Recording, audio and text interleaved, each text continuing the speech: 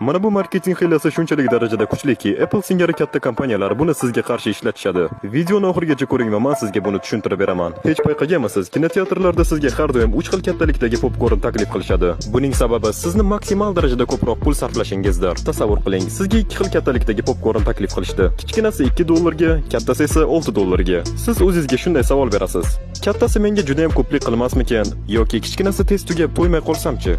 Har qanday holatda ham siz kichkinasini tanlaysiz. Xo'p, ana endi tasavvur qiling, ular sizga 3 xil o'lchamdagi popkorn sotyapti. Kichkinasi $3 ga, o'rtachasi $5 ga, kattasi esa $6 ga. Bu holatda siz bevosita kattasini olasiz. Sababi bundan foyda ko'proq. Chunki kattasi va o'rtachasi orasidagi farq atigi $1. Bu qarmoq effekti deb ataladi. Aslida o'rtacha popkorn bu shunchaki qarmoq. Xo'p, ana endi Apple buni qanday qiladi?